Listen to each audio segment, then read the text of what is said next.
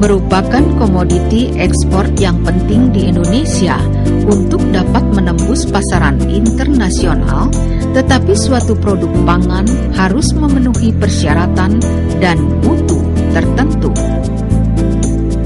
Era perdagangan bebas adalah era persaingan yang harus berkompetisi di antara penghasil-penghasil pangan internasional untuk memenangkan pertandingan dengan persyaratan yang lebih ketat, sehingga diperlukan mutu produk yang memenuhi kriteria permintaan pasar internasional.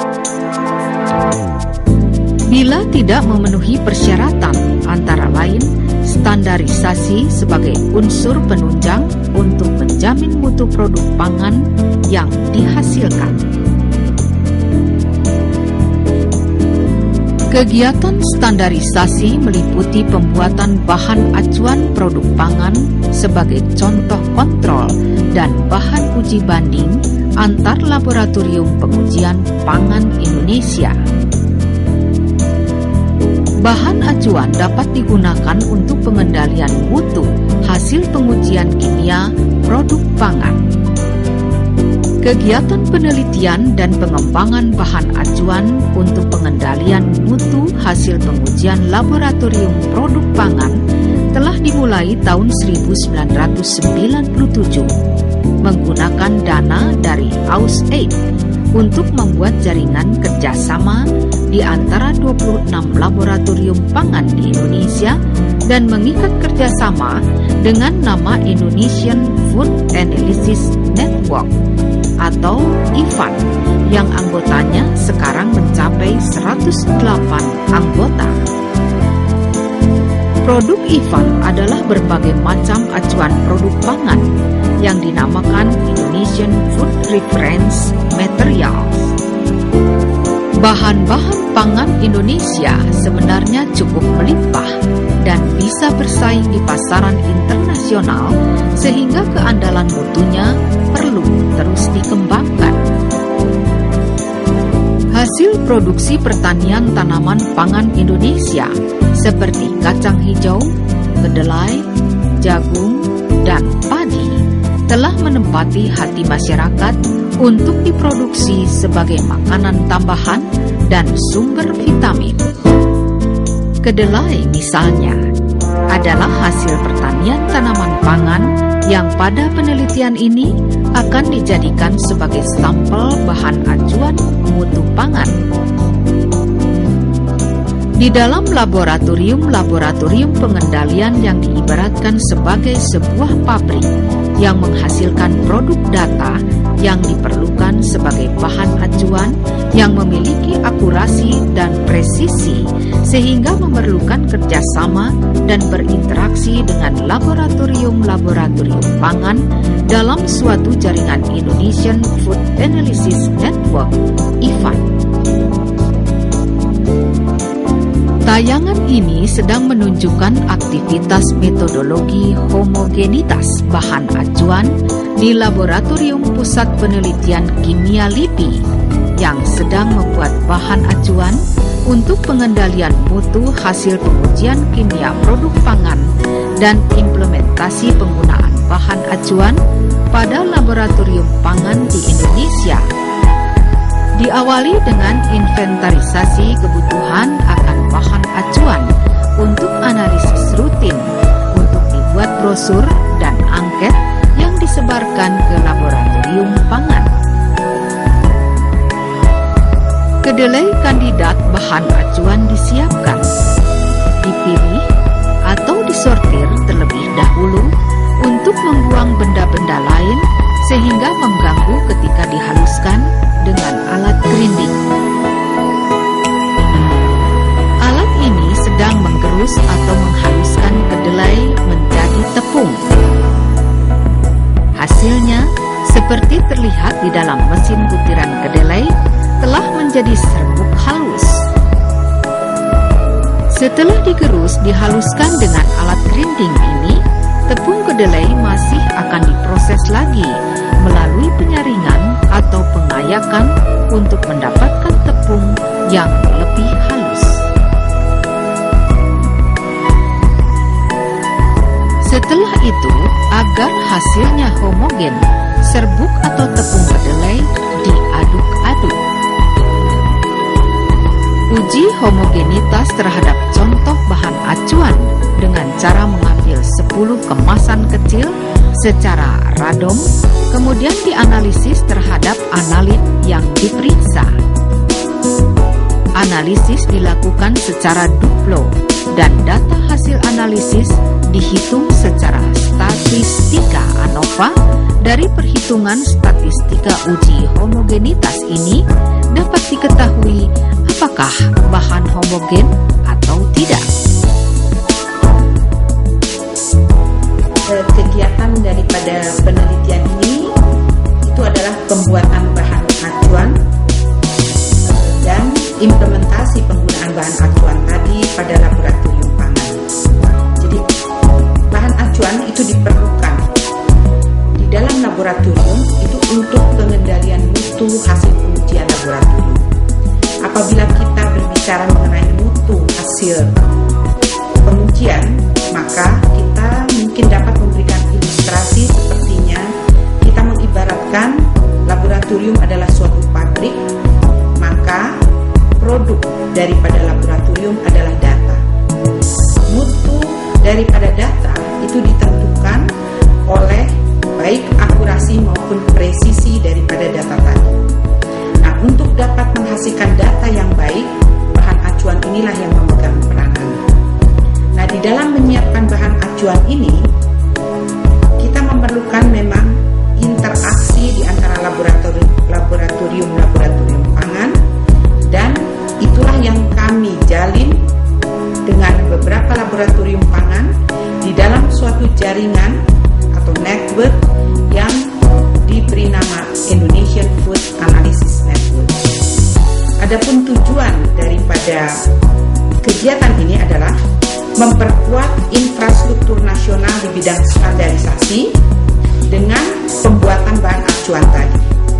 Dengan bahan acuan tadi, tiap-tiap laboratorium dapat mengembangkan kemampuan telusur nasional di bidang pengujian kimia daripada produk pangan. Tujuan pembuatan bahan acuan untuk pengendalian mutu hasil pengujian kimia produk pangan dan implementasi penggunaan bahan acuan pada laboratorium pangan di Indonesia, menurut peneliti utama Pusat Penelitian Kimia LIPI, Dr. Julia Kartasubrata, yaitu memperkuat infrastruktur nasional di bidang standarisasi dengan pembuatan bahan acuan untuk mengembangkan kemampuan telusur nasional di bidang pengujian kimia produk pangan.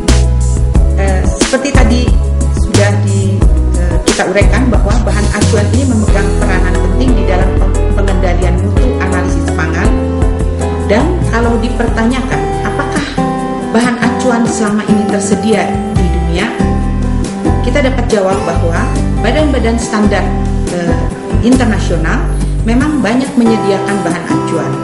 Akan tetapi bahan acuan yang mereka sediakan itu mempunyai harga yang sangat tinggi, sehingga banyak laboratorium yang tidak dapat memperolehnya dengan mudah.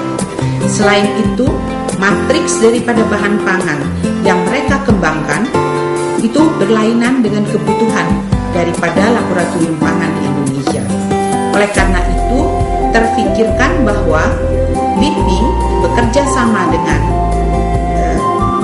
laboratorium pangan lainnya itu akan membuat turunan daripada bahan acuan primer tadi dengan menghasilkan bahan-bahan acuan sekunder yang akan dapat diperoleh oleh laboratorium pangan dengan harga yang jauh lebih murah.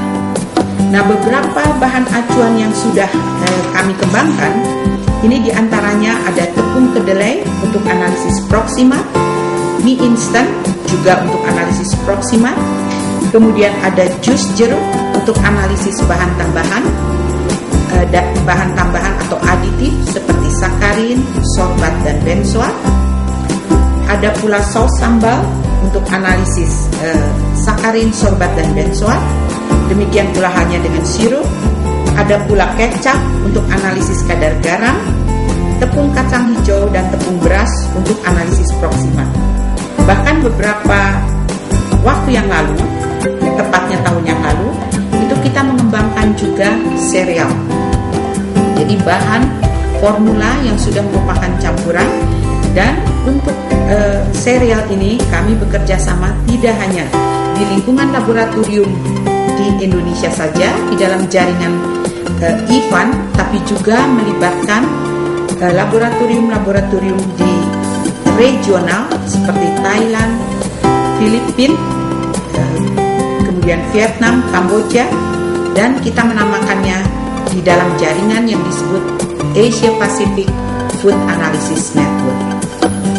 Beberapa acuan yang dikembangkan Pusat Penelitian Kimia LIPI, yaitu tepung kedelai untuk analisis proksima atau kadar air, protein, lemak, serat makanan, abu, dan karbohidrat. Mie instan untuk analisis proksima, jus jeruk untuk analisis bahan tambahan atau aditif seperti sakarin untuk pemanis buatan sorbat dan benzoat sebagai bahan pengawet. Saus sambal untuk analisis, minuman ringan lemonade, sirup, kecap untuk analisis kadar garam, saus salad untuk parameter keasaman, tepung kacang hijau untuk analisis prosimat, tepung beras untuk analisis proksimat, sereal untuk analisis proksimat, fish meal untuk analisis kadar air, abu, dan N-total kadar kalsium dan besi. Implementasi penggunaan bahan acuan menurut peneliti utama LIPI Dr. Julia Kartasubrata pada uji profesiensi yang diselenggarakan Komite Akreditasi Nasional Badan Standarisasi Nasional KAN BSN telah dimulai sejak tahun 2003, kemudian pada tahun 2004 mulai dilakukan implementasi penggunaan bahan pangan acuan pada laboratorium pangan di Indonesia, termasuk laboratorium pangan yang belum terakreditasi. Dengan demikian, penggunaan bahan acuan telah mulai tersosialisasi di seluruh laboratorium pangan di Indonesia. Selain uji homogenitas, dilakukan pula uji stabilitas dan analisis setiap 3 bulan sekali. Kemudian dari hasil analisis ini dapat dipantau secara kontinu kestabilan dari bahan acuan. Contoh yang sudah homogen dibagikan kepada berbagai laboratorium pangan, dan setiap laboratorium akan mengirimkan hasil ujinya untuk diolah secara statistik. Dari hasil uji banding antar laboratorium ini akan dapat ditetapkan nilai konsensus kandungan analit sebagai stagnated value untuk bahan acuan.